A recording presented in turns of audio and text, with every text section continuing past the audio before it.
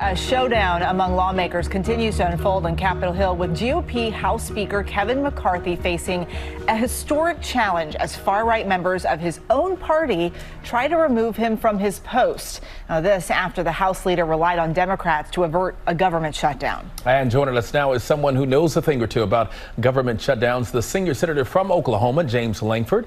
Senator, good to see you, and thanks a lot for being with us today.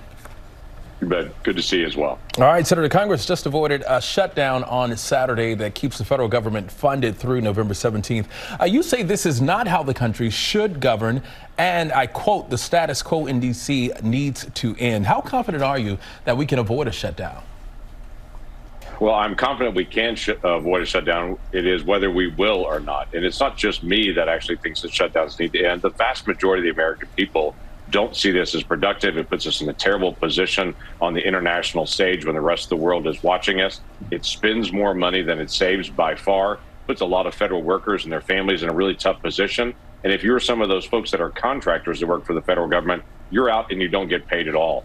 So this whole issue of government shutdowns has only been around since the 1980s, and we've seen both parties use it, and it's failed every single time.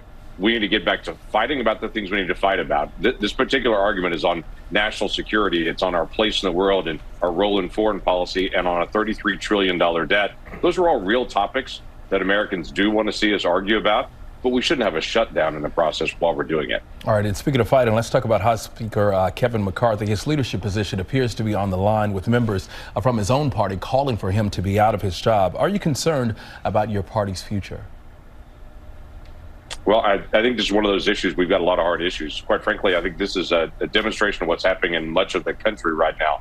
There's a lot of disagreement, not just in Washington, D.C., but around the country. When I talk to people about Thanksgiving last year at their house, a lot of people smile at me and say, oh, Thanksgiving didn't go very well. The cousins were fighting about random issues politically and such.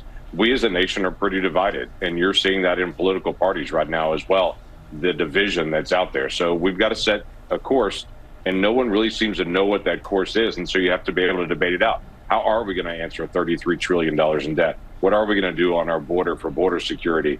What are we going to do with Ukraine? What is our position in the world?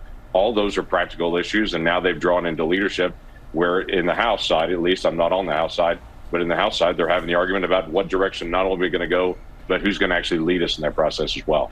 It sounds like there's going to be those same discussions at the Thanksgiving table as well. Thanksgiving is right around the corner. You introduced a bipartisan bill called the Prevent Government Shutdowns Act. I'm curious how that will work. So this is actually a bill that 5 years ago, Maggie Hassan, who's a Democratic senator from New Hampshire, she and I sat down and said there's been a lot of proposals in government shutdowns. None of them have been bipartisan and have really been effective to draw a lot of people together. So we sat down and said, we all want to stop this. What's the best way to stop it? So as simple as it sounds, we started with the most basic concept. If you don't finish your classwork, you stay after class. So the way that this works is if you get to the end of the fiscal year and the 12 appropriation bills are not done, the House and the Senate are in continuous session 7 days a week. We can't travel, and we can only move to appropriation bills during that time period. It basically puts us in a spot to say you can't leave. You can't go see your family on the weekend. You can't travel and do other events and things that need to be done. You've got to be able to stay here and work on just appropriations until you get those things solved. It's the simplest way I can say it is. When my older brother and I were having arguments growing up, my mom would lock the two of us in one of our bedrooms and would say, when you guys solve this, you can come out. That's basically what this is. It holds the American people and federal workers harmless, but it puts us in a position where we've got to work until we get it done. And Senator, you've been pushing this bill for quite some time. What are the chances of it becoming law? So it's actually gaining a lot of steam. We have wide support among Republicans. We have a lot of support that's coming on now among Democrats. Again, Maggie Hassan, who supported this in the very beginning. We have quite a few Democrats that have publicly co-sponsored, quite a few that have stepped on and said, hey, it's time to get this to an end. This is the best solution that I've seen out there. Everyone's always going to say there's a problem and what if and what if and what if on it. The hardest thing to move in Washington, D.C. is the status quo. We all understand we don't like the status quo, but there's always the what ifs if we change away from the status quo. It's kind of the enemy you know is better than the enemy you don't. We're in a government shutdown cycle right now, and if we don't break that cycle, it's not going to get better. So We actually, I believe, have the 60 votes in the Senate at this point already. It's a matter of getting it through final committee again, which we've done in previous sessions, and actually getting it on the floor and to be able to vote and pass it and make it law. That way we can forever end government shutdowns. Then we can argue about other things that actually matter more.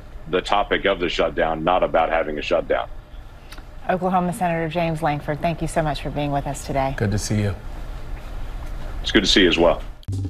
Well, hey there, GMA fans. Robin Roberts here. Thanks for checking out our YouTube channel. Lots of great stuff here. So go on, click the subscribe button right over here to get more of awesome videos and content from GMA every day, anytime. We thank you for watching, and we'll see you in the morning on GMA.